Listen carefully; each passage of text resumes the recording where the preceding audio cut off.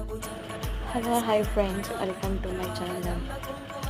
ఈరోజు మనం ద్రాక్షారామం గురించి పార్ట్ 3 వీడియో చూద్దాం. పూర్వం దక్ష ప్రజాపతి నివసించిన ప్రదేశం ఇది, అందుకనే ద్రాక్షారామం అయ్యింది.